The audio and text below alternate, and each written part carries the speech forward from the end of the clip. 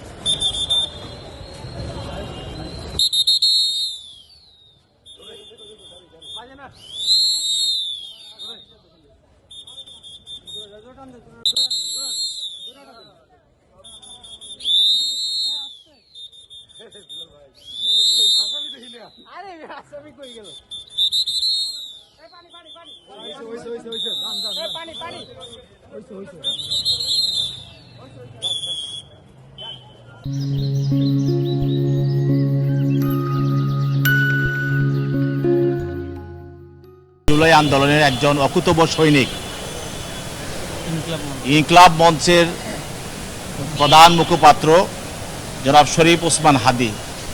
আমরা দেখেন তাকে হত্যার উদ্দেশ্যে একটি মোটর সাইকেলে দুইজন আরোহী তারা তাকে সরাসরি গুলি করে, তার গুলি তার মাথা ভেদ করে বের হয়ে যায় এবং সে বর্তমানে এভারকেয়ার হসপিটালে মৃত্যুর সঙ্গে পাঞ্জা লড়ছে। এই ঘটনার একটা পল্টন থানায় একটি মামলা হয়। সেই মামলাটি এটা 54 ধারায় এই মামলাটি রুজু করা হয় এবং এই মামলায় যে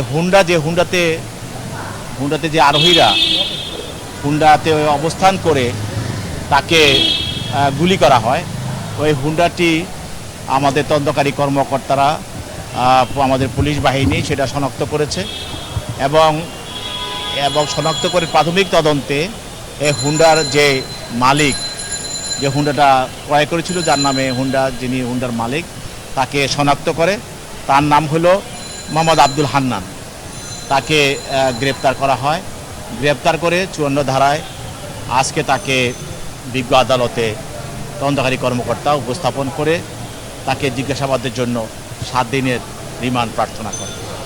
আমরা প্রসিকিউশনের পক্ষ থেকে আমরা বলেছি যে যেহেতু যে হুন্ডাটি ব্যবহার করা হয়েছে এবং এই হুন্ডার যে আরোহীরা তারা গুলি করে তাকে হত্যা করার চেষ্টা করা হয়েছে এবং এই হুন্ডার সঙ্গেই এই হত্যার একটি রহস্য উদ্ঘাটন করা সম্ভব এবং এই হুন্ডার যে মালিক তাকে জিজ্ঞাসাবাদ করা প্রয়োজন এবং এই জন্য তাকে রিমান্ডে নেওয়া দরকার।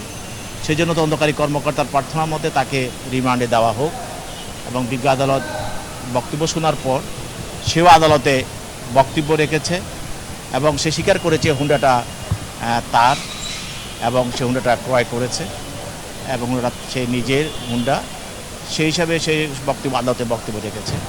তো সেই মতে বিজ্ঞ আদালত উভয়ের বক্তব্য শোনার পর তার বিরুদ্ধে 3 দিনের রিমান্ড মঞ্জুর করে তাকে জিজ্ঞাসাবাদ করার জন্য তদন্তকারী কর্মকর্তার হাতে ন্যস্ত করে। মানে মোটরসাইকেল বিষয়ে সে নিঃসন্দেহে বলছে যে আমি কিছু বলতে চাই, সেই হিসাবে সে বলছে হুন্ডাটা তার এবং সে হুন্ডাটা তার নামে ক্রয় করেছে এবং সে হুন্ডাটা বিক্রির জন্য চেষ্টা করতেছিল, এই ধরনের বক্তব্য রেখেছে।